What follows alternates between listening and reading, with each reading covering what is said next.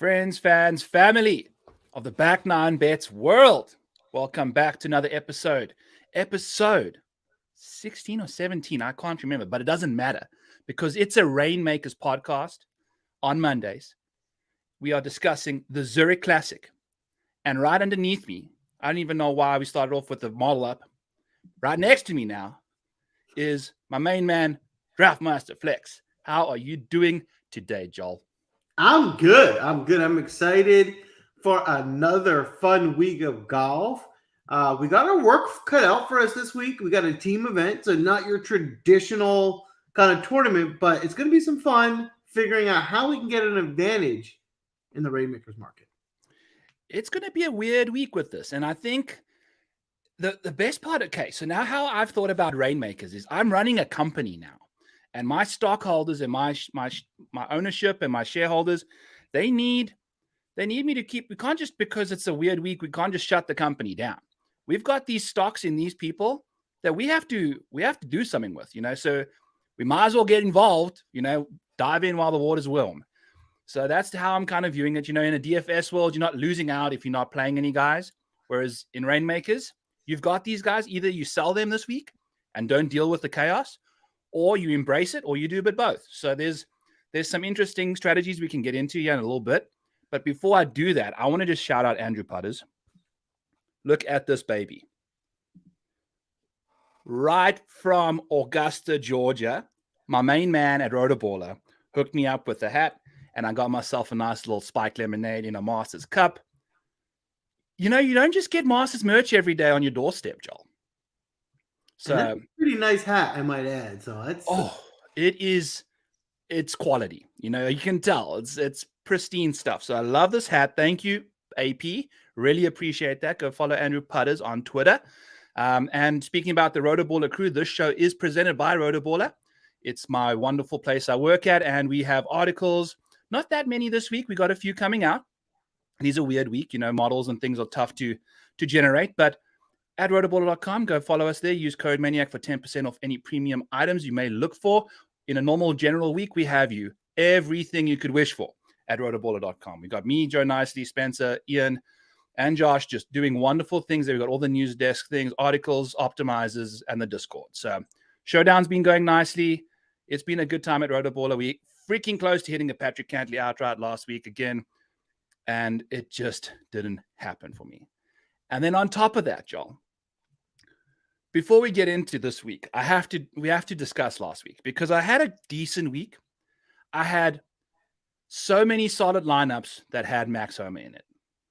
He let me down in a big way last week. But then not only did I miss out on the Patrick Cantley win, Matt Fitzpatrick winning the tournament. I have been preaching to you about addition counts and how they don't matter in the bankroll builder contest.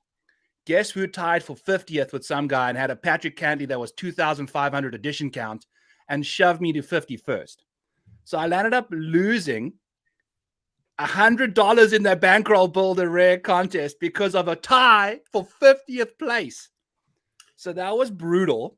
I did manage to find a Matty Fitz plus 100 bet. So I was like a stock market trader trying to hedge out of my situation. So I bet $50 on Fitz to win because that guy ahead of me had Fitz and he was getting first place points.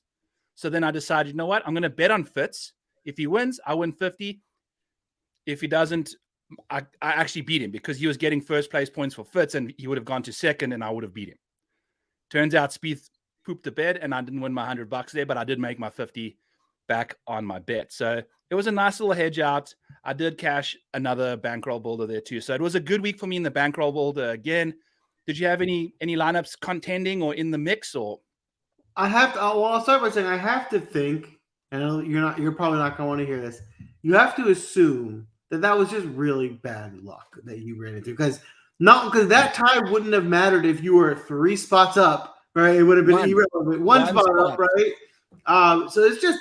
Yes. I mean, typically when you think of how the tie will affect you, it's like, hey, I'm in first, and the tiebreaker is going to push me to second, and that's going to cause you to lose a lot of money, which is where I would, think of it.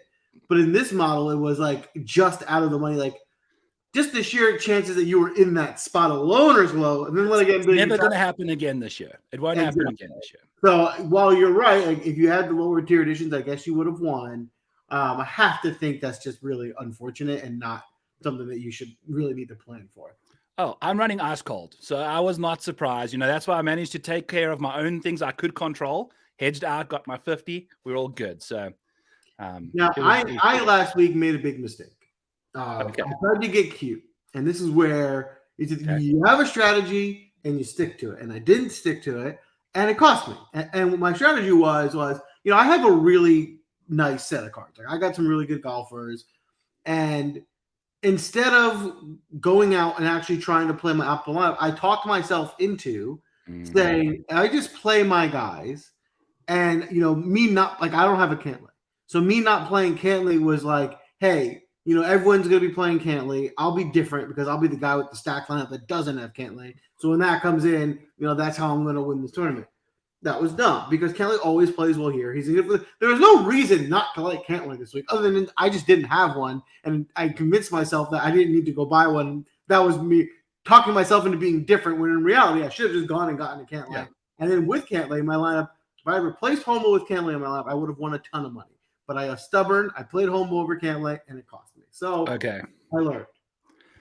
Yeah, Homo's been disappointing, and I'm constant because he's probably one of my highest owned invested in golfers because I think he's I've bought a bunch of him under $100 in rare market and he's just been, I think he's a little burnt out. I don't know what's going on. I mean, Rory decided just to not even show up to a tournament that he's been preaching to do all these things for. So there's a lot going on the tour, and then Max is going to go back and play another event this week, which is really making me wonder if this is a good time to get rid of a few Max homers, but I don't know. We can get there. We have some segments now in the show. We can talk about this stuff. I'm going back and forth on Homo from this standpoint, right? Like there's probably a bit of a boost to him playing on the West Coast, those courses he likes. Like he probably played a little better there. I don't think, I do think it'd be an overreaction. I think he's completely lost it. I think we're going to see some really good results from Homo over the next, couple of months. Right now he's in a cold slump. So from a big picture, my thought is let's not overreact to 2 bad weeks and sell Homo low. Like it's going to be a good result coming back. And even if you're not a true Homo believer, I would say still wait a couple weeks, wait for a good result, and then sell them because you'll just get more value. Yeah, that's the thing. But now this week, we don't really know what's actually really cooking. We don't have that many good guys in the field. So let's get to our first segment of the show, Joel. And it's first class or economy. And we're talking about, is this contest this week a first class or economy type contest? Because first class would be last week, where it's an elevated event. We've got, I think, 100K up for grabs in most of the contests or the total pot. This week, it's down to 75 in a premier or a premium contest for the ReignMakers slate. And then we got a field that is full of interesting characters. So talk to me about what you think the caliber of field is. Is the field first class or economy this week? Oh, it's somewhere in between business class. It's business class. Oh, we need a business class. Okay. Yes, I was trying to. I didn't fly enough business class to even know it exists. So it's definitely not. It's not economy. I mean, it's enough good guys in here to not be economy. Not quite all the way up to first class. It's hard to call anything first class that doesn't have John Rahm and Scotty Scheffler. So without those two guys, right, it can't be that category. So I'm going to go business because there are enough good golfers that I'm excited about. But what's got my brain mangled is that, one good golfer doesn't mean as much. It's a team event. So who is their partner and how good are they as a team? And that is something that we're taking into consideration, not just how good is one guy playing. Absolutely. And we've got this week's event is going to be with the teams and 2 days. It's 2 rounds before the cut. One of each day is going to be where they play their own ball and take the best score of the hole. And then the other day is going to be alternating shot, where that's when your bad partner really gets exposed. And you can have an instance in this contest. And this is where variability and game theory comes into play, because you can have 2 guys make 12 birdies in a single round and go 12 under par. And then you can have another team make 12 birdies and shoot 6 under par in this contest. Because if you're making your birdies on the same hole, you're not dovetailing. And I think that's the term that we use in golf is dovetailing. And if you don't dovetail right, and there's no predicting how well you dovetail. Just some holes you play well on, some holes you don't. It's the luck of the draw, right? So this is where the variability comes in, especially in the 2 rounds where you can choose the best score. So I'm okay taking a few gambles. Like last week, we were flying first class. You want to drink that bougie champagne. You want the caviar on your crackers. Give me the best golfers in my lineup. This week, sprinkle, we'll get the peanuts and some Cheez-Its or whatever, but you don't have to go crazy because I think the volatility of this week is really up in the air. Do you agree? Yeah. No, I totally agree. I think, because of the volatility being up, and listen, at the end of the day, right, in these team formats, all of these guys are world-class golfers. They're all really good, even though some are much better than others. Right? They're all amazing. Giving them this team format where they can play together, I think, is going to result in, like you said, more volatility because, as we've talked about all the time, there's guys that can go out there and go really low, but they always shoot themselves in the foot because they can't avoid double and triple bogeys out the course. And, we tend to avoid those guys over a week long because we know eventually they're going to fall out of the hunt and we need those points so we don't play them. Yeah. In this event, I think those guys are the guys to target because their partner can almost help them get them out of trouble. But those times where they go low and they score well, it's going to help us accrue points. So, it's those guys now that, like, I almost want to target the volatile golfer because I feel like that blow up is protected by their partner. And the guy who's more consistently just parring holes, won't help us as much point wise.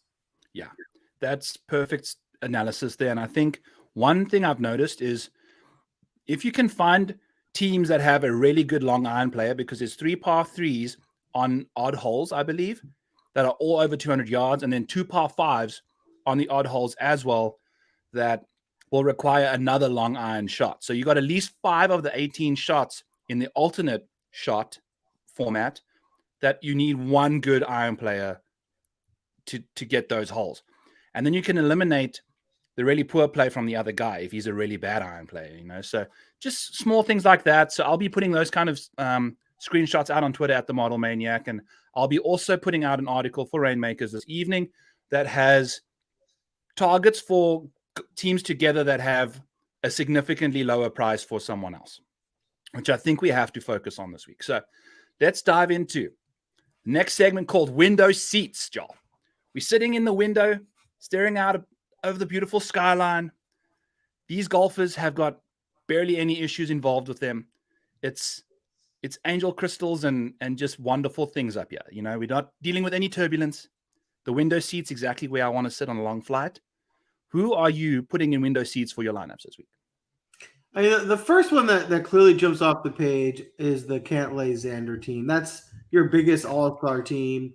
They don't even really have a weakness between the two of them, right? They both can do, they're actually similar profile golfers in that they both are kind of pretty good at everything. They don't really rely on one thing to excel. They're a super strong team. There's, the only other pairing that I would even put on their level would be the Homa Morikawa pairing. But the Homa Morikawa pairing, which, arguably based on what I said before, is a good model for this, is they're both really pretty volatile. You never know what you're going to get on the putting greens from Morikawa. And then Homa, we saw, for 2 months of the year, dominate golf and play as the best player in the world. And then the last month look, lost. So I still tend to think that Homa's a very good golfer. Pair him with another, lights out iron player like Morikawa. That's going to be a duo to mess with. So those are your 2 premier window seat teams that we're going to want to look at, but get them, you're going to have to pay up for them. You're going to have to pay for them. Yeah, they are expensive. We got sitting at the cheapest rare NFT you can find for Patrick Cantlay is $115, $109 for Xander. So looking for a little bit of discount there. If I were to pick, would you go with Xander or Patrick Cantlay? I don't think there's that big of a difference. I personally think that Cantlay has a better long-term outlook. I can see him win a tournament this week or this year, whereas Xander, backdoor top fives like he's been doing and like he did this week, I just think Cantley's a better golfer, and if you're going to be giving me the same price for them, basically, I'm fine going with the Cantley. But I already have a million Cantleys, so we're good with that. So I'm fine with that.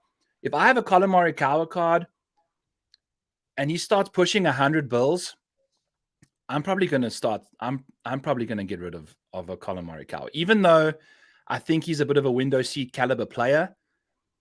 He's just. I think we're getting ahead here because I actually think he's part of the next section. So I'm going to skip him a little bit. We'll talk about that a little bit more. But Sungjae Im is a very intriguing character because he's a casual $74. He's only gone up $2.50 since last week at the RBC. He's very affordable. And we know that this guy plays in pretty much every tournament. So your points per dollar that you're going to be getting from Sungjae Im is incredible. Your return on interest investment is fantastic. I think he's underpriced for how much he plays. He played really well last week. Coming into the Sunday round, he really balled out when the putter started doing some stuff, and he was, I think, leading the field in strokes gained tee to green. So he's playing some good golf right now, and he grades out really well with me. He's got a Keith Mitchell as his partner, so Keith Mitchell's sitting at a casual $29.95 right now. So if you're looking for a discount, I like some Keith Mitchell this week. This one I find interesting. I'm curious to hear what you think of this pairing as a team. My reasoning being, what Keith Mitchell's biggest strength is his drive. Great off the tee. Sungjae's also great off the tee, right? So it's not really making up for anything for Sungjae. They are both really great off the tee, while Sungjae is also really well balanced and he has a great all-around game. Keith Mitchell's, not the best ball striker. He's not terrible, but he's not known for ball striking or anything like that. So, do you think that's a benefit to just be able to basically say, hey, we're always going to have a good tee shot, and then, we're going to have to mix in from there? Or would you rather have two guys with complementing games? I think having your ball in position A1 off the tee is very important, especially in alternate shot, because then you're just building momentum for your partner. He's going to have a stock shot from the middle of the fairway every single go around. If Keith Mitchell's around the green play is pretty sketchy, if you think about a Keith Mitchell drive is going to be somewhere in the fairway, Sungjae Im's approach play is going to be probably on the green, and then we got birdie putts for days. So I don't see that combination getting out of tune that much. Whereas.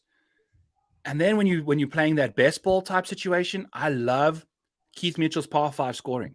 There's 4 par 5s on this course, and I think that's why I actually prefer this duo over Colin and Max, because their par 5 scoring is really good, and you're going to need to birdie about at least the 8 in the birdie or the best ball section of it, or the best score. You got to get all 8 birdies on those par 5s, and then deal with them when you're playing alternate shot too. So I love his consistency off the tee. I love how he can set his partner up for success from the fairway.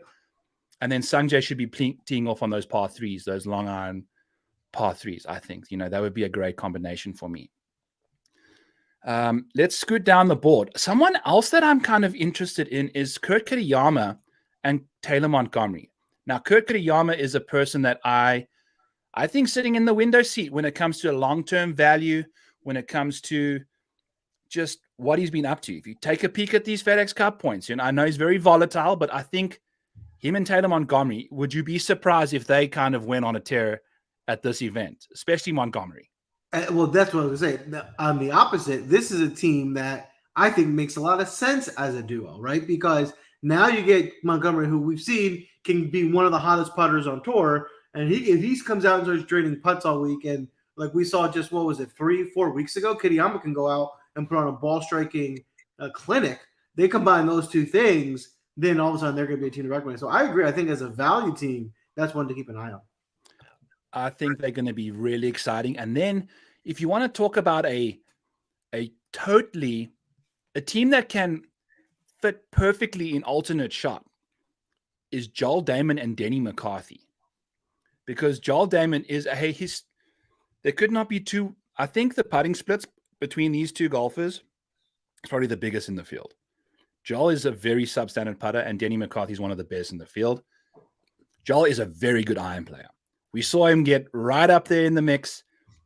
on round one of the RBC Heritage and missed the cut. He landed up missing the cut after shooting 5 under on the first round. So very volatile golfer, but I love what Joel can do from an approach standpoint and give Denny looks. Like all Denny McCarthy needs is a bunch of good birdie looks, and he's going to be draining those putts, which Joel Damon is very capable of doing. Yeah, it's funny when you think of this. Seems like a team like this team could finish last or make a run to win it. Like this can go either way. If you think about it this way, if you want to think of the perfect scenario for these two, right? Like you think of Denny McCarthy at those shorter courses where he doesn't need the distance and his putter gets hot and he competes. Well, what if you have a partner who has those longer shots and he can cover some of that ground and Denny just needs to be good around the green and make up for it? Well, then that makes like a match made in heaven and vice versa. We know Joel has every shot in the bag, right? He just doesn't do it consistently. He'll come out one day, go 5 under, and blow up the next day. It's like, well, what if you gave Joel a partner who's way more consistent and won't allow that blow up to tear him down? So, like, on paper, I can see how this could be a match made in heaven, but, they got to go out and perform. But it's another sneaky team that I think if, Joel's playing well and Denny's making putts, they're going to be dangerous. They are very dangerous as a duo. They can also easily Joel can just bring him down, like very badly. So that's going to be interesting. Between the two of them, Joel Damon is slightly cheaper at like $15, whereas Denny's sitting around about 19 in the rare market as one of the cheapest cards you can find out there. Another person that I think is a long-term window seat for me, Joel, is Brendan Todd. And I know he hasn't been playing fantastically well lately, but my model has him as one of the most underpriced golfers on the slate. And he's $12.50 for one of the cheapest rares you can find out there. And he's paired up with Patton Kizzire, who's got some length and is also a really good putter. So we got 2 good putters on that team. And I think if you have a short guy and a short guy, I'm not entirely sure how that works out because you got a long iron in.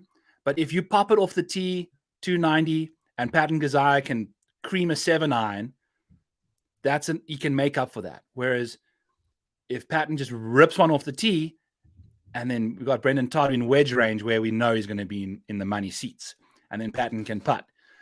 I love this little duo as well. Brendan Todd is a long-term buy for me as always. We always mention him on the show, and he's $12.50. And I think this duo can make some noise this week.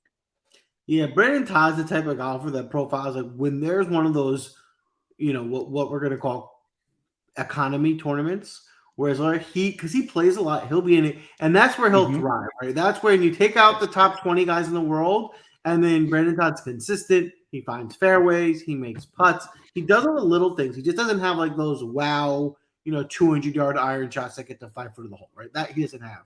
So when you take out all the Rahms, the Morikawas, the guys who do that, all of a sudden, Brendan Todd is as consistent as anyone. So I like the long-term outlook of Todd for when those, economy class tournaments come up.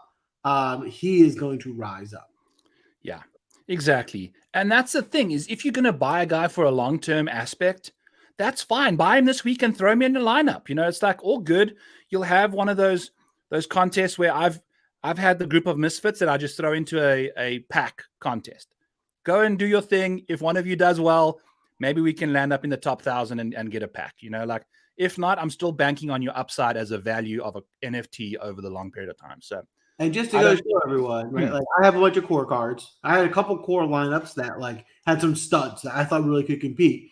One that I just threw in, I was like, this isn't very competitive, but I have the cards, might as well play them. And the lineup of like a bunch of mediocre guys that below average ended up cashing and winning me a pack because those guys haven't to play well. So it is worth throwing them out there. 1 week they'll play well and you'll get something out of it.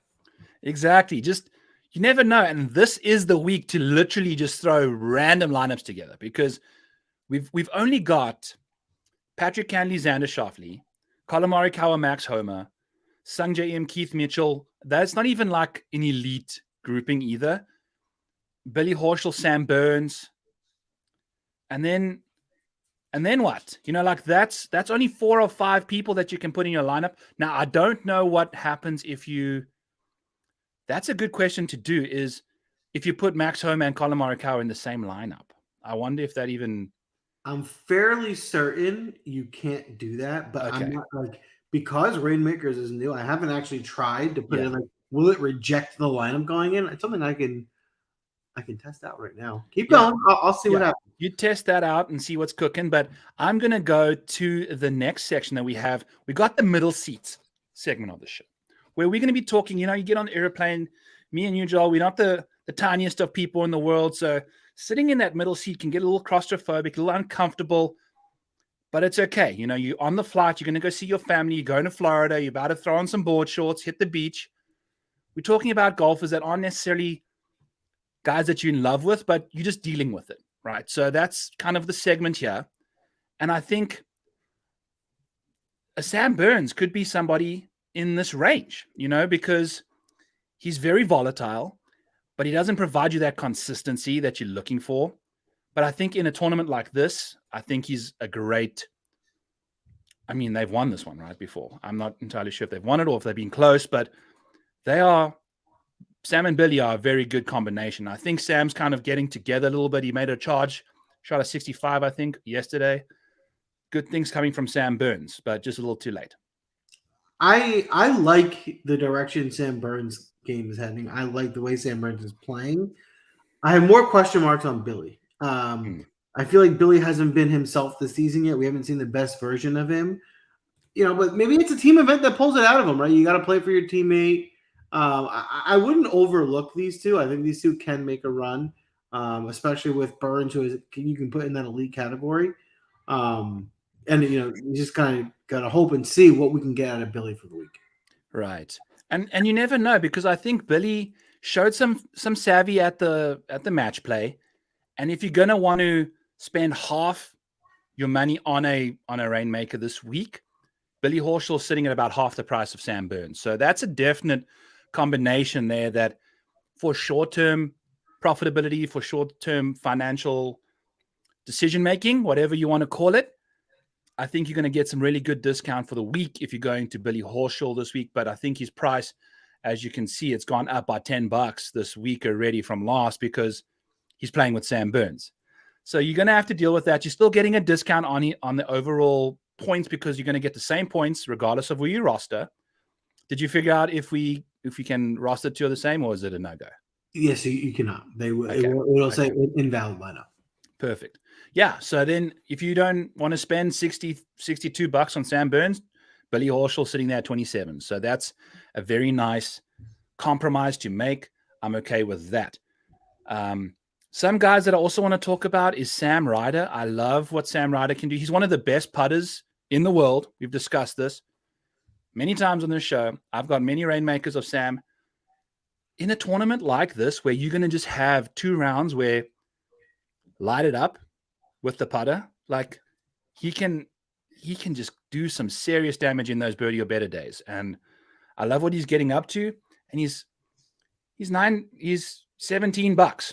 For one, you're getting the best putter in the world in the form of Sam Ryder. So I don't know, like how much are you valuing off the tee, like accuracy this week? I'm not entirely sure what I'm kind of thinking there. I still want good drivers of the golf ball, but if you're a good putter in this kind of format, anything can happen. Well, I'm aligned with you on liking Sam Ryder. I like the way he's playing this year. I think he's improved.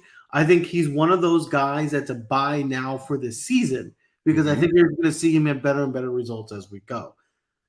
My issue with Sam Ryder is Doc Redman. I just don't believe in Doc Redman. And, if I'm going to play him, I want to have a good team. And I feel like you're not getting a great helper in Redman here. So that's where I hesitate because I'd rather go for a duo where I get 2 guys that I feel like are trending and playing well, not just one. Yes, I'm getting carried away. I've got the Sam Ryder goggles on, and I'm not paying attention to the ugly side piece that is Doc Redman. And yeah, I agree. Doc is there's nothing to like about Doc Redman, and that's the sad problem. Like if you have a good golfer that's one of your favorites that you got a Rainmaker, and he decides to play with an absolute dud, that's just really ruining your vibes for the week. So that's okay. It is what it is. Harris English and Tom Hoagie, Joel. This is a more interesting team. Yes. We've seen both guys get the ability to get pretty hot. Harris English is the problem with Harris English is he profiles as that guy we say you don't want for this format, and that he's more of those just consistent par, probably not going to go off for like 6 birdies in a day, but he also doesn't blow up. He's just pretty consistent. Whereas Hoagie's the type of guy who can find that hot irons, can start pitching. You know, he's not going to do it every round, but he might give you one where he goes really low and he gets really hot, especially at this course where it should actually be a good course for his game, right? It's the distances that he likes. And I think if Harris English is, Harris English has been playing better. He's not back to full Harris English that we saw like 2 or 3 years ago, but like he's playing better. He's trending in the right direction. This is a team that I can get behind as a value team for this week. I agree. And between the two of them, Tom Hoagie sitting at 20 and Harris English is $13.50. That's totally fine. Tom Hoagie's seen a $10 decrease in his price after he absolutely butchered the RBC, which is no surprise. He sucks around that golf course. And I went back to him again last week, and it made for a short week for me in DFS. So I think he's one of the best long iron players out there. And if you take a look at the players, you can get around like that from him. And if you think about guys that are great duos, Harris English is a really good putter. And Tom Hoagie, that can let him down a few times. And in those alternate shots, Tom Hoagie's going to be giving him a lot of birdie looks if Harris keeps him in the fairway, which is also a bit of a concern. But I think they're very similar in stature off the tee too. So I think Tom's going to be in places that he finds himself usually anyway and quite comfortable from hitting where he is. So I really do like these two. And if you're looking for, I think Harris English is someone that's also coming from an injury upside type situation. He can definitely provide some value. This guy was on the Ryder Cup not so long ago before he got injured. So, at $13.50, you never know what his career can do over the next few years. And we can also confirm that Tom Hoagie does indeed fly coach. So yeah. He does. That was so funny. That tweet was hilarious. You caught me so off guard there. Holy cow. Yeah, Tom Hoagie, the coachman. He is that man. So I like what we've discussed there in the middle seats. And then let's talk about some aisle seats here, Joel. Some aisle seats, some guys that you may be rostering in your player pool at the moment, but if they got up and left from the aisle and they didn't ever come back, you wouldn't be too sad about. Do you have any guys that are in your player pool right now that you're contemplating selling this week, selling high while they're still doing okay? They've done okay for you, but you're not entirely confident and you kind of want to get rid of them.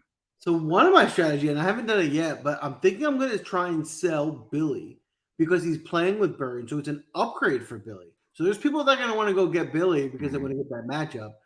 I am like, I don't have a lot of confidence, but I haven't seen it. I think at some point he's going to get it back, but I am down on him. So it feels like now is the time where I can maximize value on that card where he's playing with Burns. People want to play that duo, can go get him. I can probably get, a 15, 20% increase in price.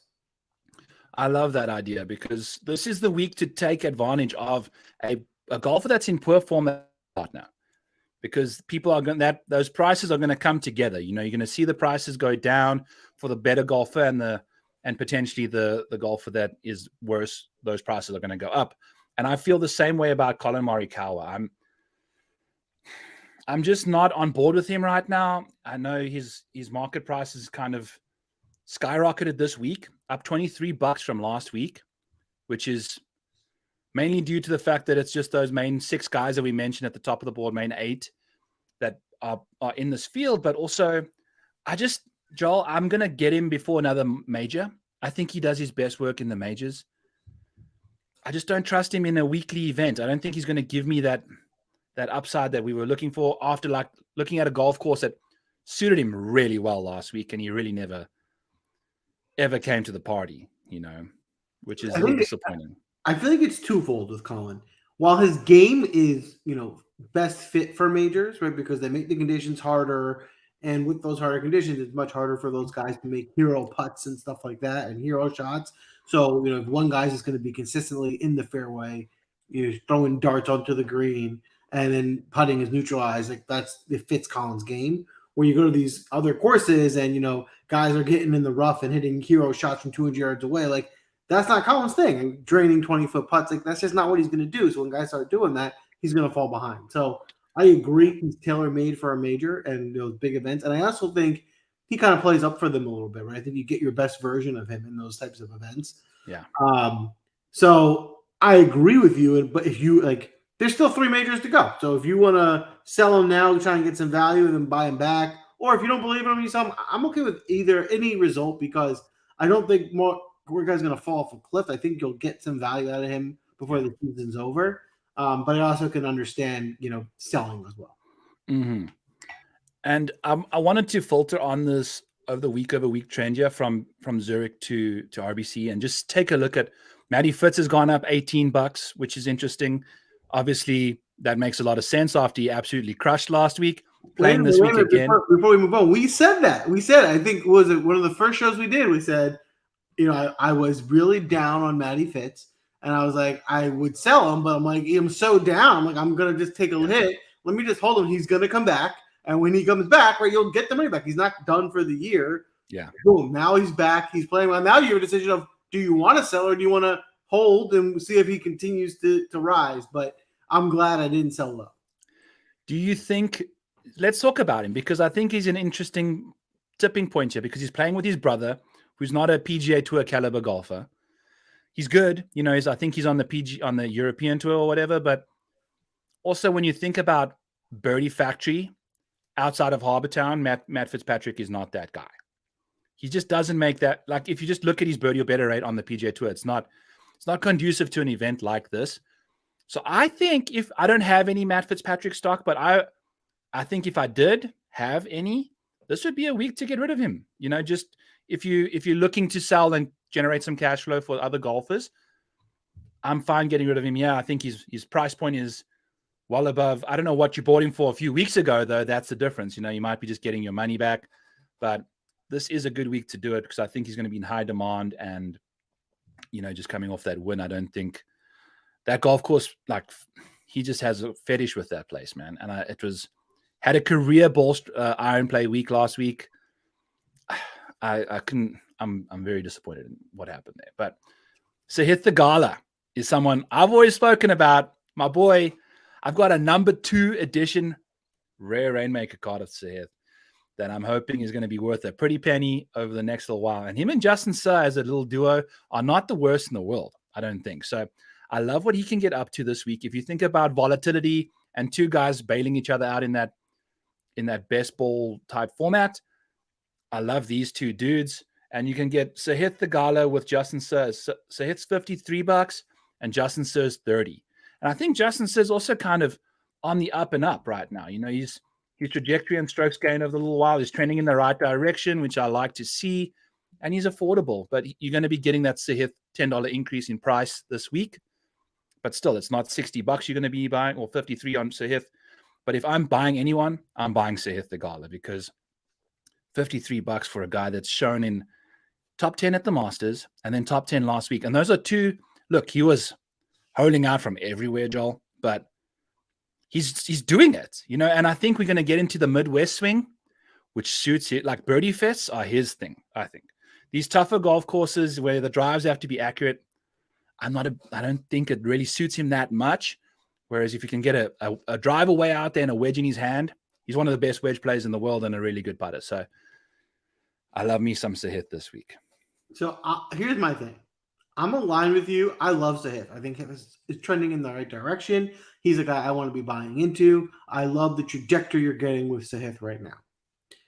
So I like for what he is, right? And what he is, a mid-tier guy. I like him, and I would take him. And there are 2 guys in this tournament that I think can compete. But at 10K, you got to spend a lot of your budget to get them in your roster. And if you're playing them, you probably have to sacrifice the Xander Cantlay team or the Morikawa Homa team. Is it a good way to get different in a big tournament? Sure. I do think they can compete. But Suh is a downgrade as a partner to one of those other 2 teams. So it's a tough one to pay up. If they were in the mid-8s, right, 8,500, 8,800, I would be all over them. The value, you could still pair them with one of those top teams. They would be a great. But to be my number one team, it's a lot of money to spend. I'm not saying it's impossible. I'm just saying it's a lot. We're talking DFS now. Well, yes, I am talking DFS for. Okay. For, I was like 10K. I was like, what's going on here? No, okay, that makes a lot of sense. But you don't have that salary budget. I think they're probably one of the better teams in this week's field. And I think both of their careers are kind of on the up. If you take a look at their trajectory and strokes gain over the last little while, it's looking good. So I like that there. Anybody else that we want to mention? I'm just going to scroll down the board here and kind of take a peek. We've spoken about Joel, Hayden Buckley and JJ Spawn. You got any interest in Hayden Buckley? He's making a nice little push to find himself in the playoffs, deep into the playoffs for somebody that's $15. He's sitting at 33rd in the FedEx Cup right now. Buckley's playing well. I love the way he looked last week. And Spawn's not like, Spawn's also pretty good, right? That's two above average guys on a team. And that's what we were kind of saying before. Put two above average guys on a team in a tournament like this. And that's where kind of anything can happen. I think both guys have the capability of having a hot week and really going off. So I think that's a sneaky team there, that Buckley Spawn team. Yeah. And then another team that I think, if you haven't been getting any shares of Nick Taylor, I think this is also a great week at $23 for Nick Taylor this week, paired with Adam Hadwin. Two Canadian guys, two very well-rounded golfers. You could easily argue that they inside the top 20 in this field together. Put them together, you're not going to see too many teams that have this kind of a combination. So I love the Nick Taylor, Adam Hadwin team. I'm probably I think I have enough Nick Taylor already, but I would suggest if you are interested in that, getting some of that, because also look at Nick Taylor's trajectory and strokes gained plus 0.12. So very nice stuff from him there. Let's take a look further down. I think also you're going to kind of be on your own when it comes to guys all the way down here, because it's tough to sell people on you're going to have to take your own stand, right? Because it's tough to tell someone about, we don't even know who's in this team. You're not going to be wanting to roster Kyle Stanley. That's someone who's just the one thing that I will add though is there are going to be people that just won a Kyle Stanley card and they have them, and so they'll probably throw those guys in a lineup because they just happen to have those cards that are out there. So more so than even in DFS, some of these guys you probably why would anyone play them are going to be played because if you have the card, you're going to play it. Yeah, exactly. And that's the fun part is you don't have to have the best lineups to contend in ReignMakers sometimes, it depends what tournament you're in. So that's a very interesting point there. Zach Johnson and Steve Stricker are just two powerhouse putters, the two Ryder Cup captains. Some fun stuff going on there. Oh, man. I don't know, Joel. Is there any guys down here that you want to talk about that you had your eyes on? No, I think as we kind of stated already, I think the biggest thing with ReignMakers here, if you're going after a competitive lineup and going after it here, I think you're only as good, especially in ReignMakers, as your weakest link. So make sure to round out your lineup and find, you get all five guys that you really believe in. And you'll have a chance because if you really, really digest this board, right? We named the top 4 or 5 teams, they're all pretty good. And then as you scroll down, there's maybe I'm being generous here, maybe 15 teams that are legitimately in play, right? Probably less. Yeah. So this week, to me, there probably will be a risk of duplicate because there's really not there's a lot of teams you'll easily eliminate from being in your most competitive roster. And so if you are going out and buying cards, I do think this is a week, if you're going to compete, to look for the rare editions. Yes, I do think so too, because there's going to be so many Cantleys, Shafleys, Ims, Mitchells, Homers, Morikawas. I mean, that's going to be in a lot of lineups. So, and then Burns and Horschels too. That's going to happen a lot there. We'll see what we can get up to. But one thing we didn't mention is that I want to just put out there, the Kims. The Kims, I think, are a good team.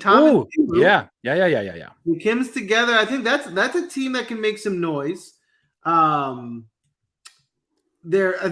are two, A-, B+ golfers together, then that's what we're saying. Put two guys who are capable on the same team, a little spark, and anything can happen. I love Tom Kim. I've been thinking about them every time you speak, and then by the time my mouth opens, it just flies out of my brain. But these two, especially Tom Kim and Siwoo, like in team competitions, I think I love the internet. For some reason, I don't know. This is probably just a bias situation, but international pairings from the same nation or whatever on a team together, it just provides that like patriotism.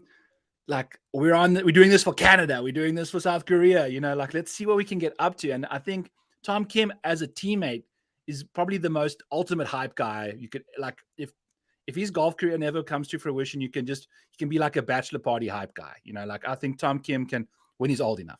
But yeah, both two long-term buys, I would say, outside of Tom Kim, who's kind of been a little stale lately. Siwoo, if you want to grab someone that's going on the up, playing good golf lately, and he's the cheaper of the two options, Siwoo's $35. So I love that kind of value. If you think about what Cantley and the boys are going for, the third of the price of Cantley and Schauffele. So there's some value there for sure from the Siwoo side of things. I do like that, Joel. I do like that. We had another section called Chicken or Beef, where we're going to make each other choose between golfers, but I feel like we kind of did that already. Like I feel like if we try, do you have any guys that you wanted to make me really pick, or have we kind of gone through who we kind of? We can do a couple. We can just kind of put a couple matchups out there and just kind of see kind of where you're leaning. Here, I'll start with this one because I was thinking about what I want to do with Wyndham Clark. I like Wyndham Clark. I'm a fan of Wyndham Clark. Bo Hostler, I can do without. I don't hate Boss. I don't love Bossler. I just not a great partner. I'm not overly excited about the partnership there. So with Wyndham Clark, if you had to compare him, I think a fair matchup to compare them to, let's go with Joel Dahman and Denny McCarthy. Which duo would you go with there? Ooh, that's a good question. I think I'd go with Joel and Denny, just because of the irons plus putting. I mean, but Bo is also he's also a really good putter, and Wyndham is a very good iron. I think they both beef, or they both chicken, whichever flavor you want to choose. I think they're very similar. That's a really good question, Joel. Let me take a look here, because the price would make the difference here, I would say. But also Wyndham Clark he's a great prospect going forward, man. That kind of iron play. If you take a look at this, I think this trajectory plus strokes gain being one of the highest there is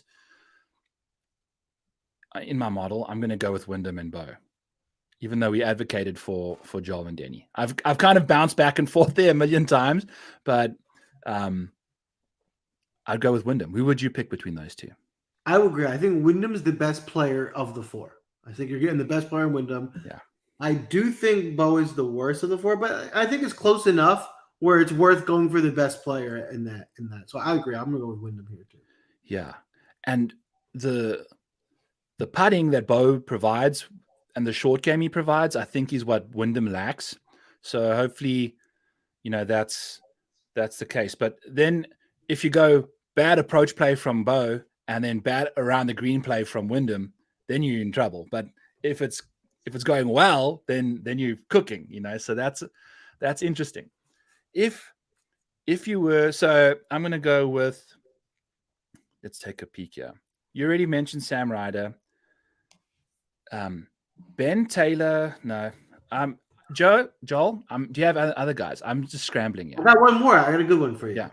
All right. So another pairing we didn't talk about that I think is a little interesting is the Aaron Rai David Lipsky pairing. There are two guys that are young up. We've seen them both get hot. We've also seen them both implode. So I want to hear your take on that pairing. But the matchup I'm gonna put them against for the purpose of this example are Scott Stallings and Trey Mullinax, because I think they're just an interesting pair. I think they complement each other well. Stallings has been playing a little bit better recently. He's on the rise. Which team are you going to take between those two? Between Scott Stallings and Trey Mullinax and Aaron Rai and David Lipsky? Yes. So Aaron Rye and Scott Stallings are the first two that show up here. And Aaron Rye's $16 and Scott Stalling is $9.50.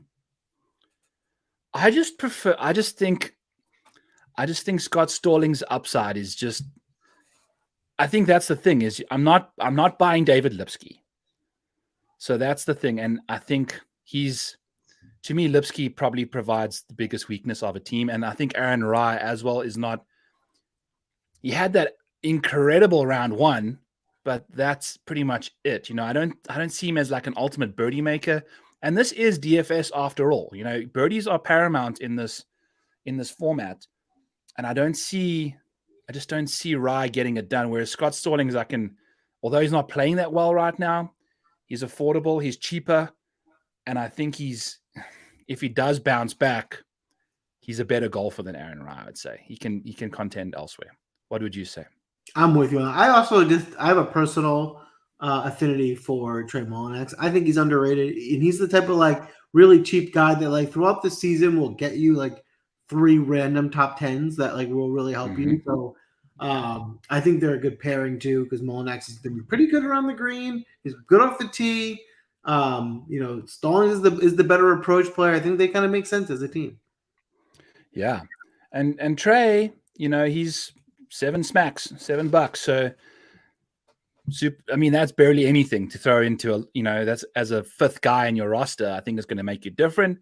I think it's also going to provide you some upside. I think those two, especially in a team competition, you never know what happens. And something I also wanted to mention is watching out for guys that play well that don't win this week, because we've seen with Davis Riley go on a run, just stuff clicks, when you play in a competition, a PGA Tour event, but with far less expectations, something can just happen to you mentally, and then you see guys just go on a run right after this event. I might be a little biased, but I've seen guys do it where they weren't playing very well, and then all of a sudden some team element, kind of just found their love for the game again, and then you see what happens. So I like that idea too. Let's talk about some future flights, Joel, before we get out of here. Future flights. We're booking our next vacation while we're sitting about to get off the plane, in Honolulu. And the next stop is going to be Mexico from this week. And we've been preaching about the Mexico stop, and we've been telling everyone buy Jon Rahm cards. One, because he's a great person to buy anyway. He's just a blue chip stock. And he's going to be 3-1 to win the Mexico, potentially even 2-1. If he was plus 350 last year when he wasn't even playing fantastic. Now he's the number 1 golfer in the world on a tear. I think Jon Rahm in particular is someone that we have to find ourselves getting in our player pool this week. Listen, Rahm coming off a Masters win as well as he's playing. And listen, we don't know what the full Mexico pool is, but we can guess what we get when you go to Mexico. And if it's anything like we think it's going to be, this could be the first time a golfer is minus odds to win a golf tournament. I'm taking Jon Rahm. If the next best golfer in that tournament is and this would be a stretch, there'll probably be someone better, but if the number 2 golfer in that tournament is Scott Stallings, it's going to be negative odds on Rahm to win the tournament. Yeah. So, love Rahm right now. Even last week at the RBC, he didn't really play great, and he still did pretty well, and not having a great week, including the Masters hangover. Then he's going to get a week off, go to Mexico, and a field that he's going to dominate, and of course that suits him well. Yeah, if you want to play Mexico next week, go buy Jon Rahm now before his price goes significantly up next week.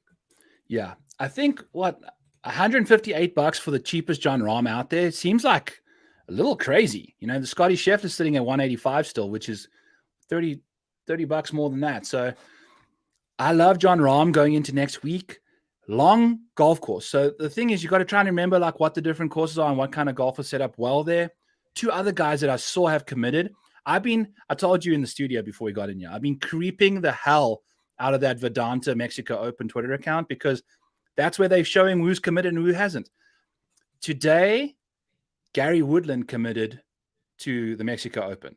And if you think about Jon Rahm's game, Gary Woodland's ball striking with length, long irons, I love that course for him. I don't think short game is critical around there as much. as the ball striking is on a long golf course. And Gary's been playing some good golf. So sign me up for some Gary Woodland. And then the same goes for Jonathan Vegas. They got two very similar kind of games, and they are very, very long, good long iron players, and the short game is a bit of a concern. But they could be easily the top 10, a few of the top 10 players in the field next week. Going at a Gary Woodland right now is $13. So you can get some really good discount for next week and have some really good players for cheap. Gary Woodland for Mexico at $13, the way he's been playing, sounds to me like an absolute steal. Now, there's still some unknowns. We don't know what they feel like. Maybe we'll be surprised and a whole bunch of guys will play the tournament that we didn't expect, and that would change things. But based on what I would expect to show up in Mexico, based on how Woodland's been playing at $13, that's a must buy. Yeah. And then you got Johnny Vegas sitting at $7.30, which to me is also like, talk about a golf course that suits him to a T, very cheap, and could be any sort of, exceptional play there. I also wanted to mention that it's a premium event next week at Mexico. Although it's not going to be a crap field, you're still going to be able to win the amount that you can win this week. It's the same payouts. It's the same tier, contest selection will be exactly the same according to the ReignMakers sheet that we have. It's, don't be turned off by the dumpster, enjoy it, become the dumpster king, that's the way to go about making money this week and next week. What I was going to add is if you actually really wanted to do the math and figure out value, even though it's like a different tier, if you actually break it down, like in total between deluxe and premium, it's only $75,000 less. That's broken up over 4 different tiers, over multiple countries with each tier. It's really not a huge difference within each theme. So for someone who's like, hey, I'm not really to fully dive into ReignMakers, I want to like test the waters, try some of these tournaments, you're honestly probably better off going for a down tier because, it'll be more common for you. Like, there won't be as like when you do the Masters, right?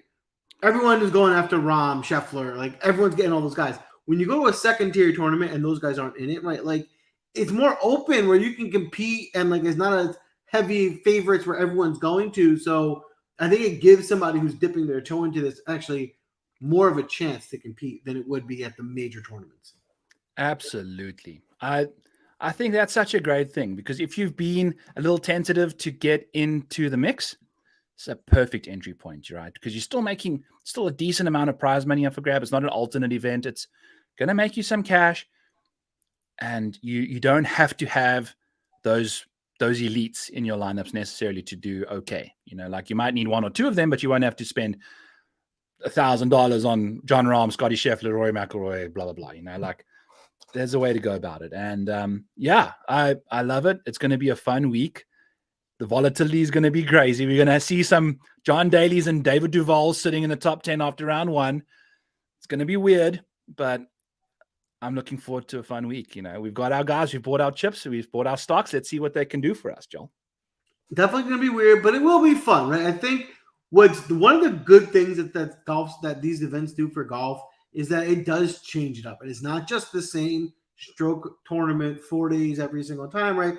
Team event, something different, still get to watch our favorite guys, have some fun, and we still get to make lineups in doing it and make some money. That's the whole thing. Money's money. Doesn't matter how you make it as long as it's legal. And even if it's not, it's still money. Don't quote me on that. Awesome stuff. So that's this episode for us, boys, in the books. As always, thanks to rotoballer.com for sponsoring the podcast. I'll be throwing out an article here this evening, maybe tomorrow morning, seeing how my motivation levels go. It looks like it's a beautiful day out in Iowa. I'm going to go maybe enjoy the afternoon. And then, there's all sorts of good stuff out there. We got the PGA Draftcast. Is that happening tomorrow or tomorrow night? Yes, tomorrow night. Beautiful. So that's at 9 Eastern as always. Yes, sir.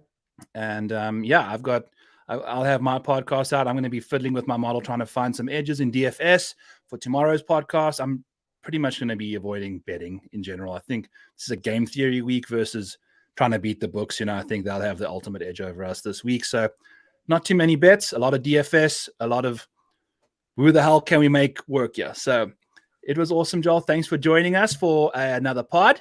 And we'll catch you guys next time for them. I won't be here next week. So maybe you can do it on your own or whatever. But we'll let people know and see how it goes. So till next time, folks, we'll catch you.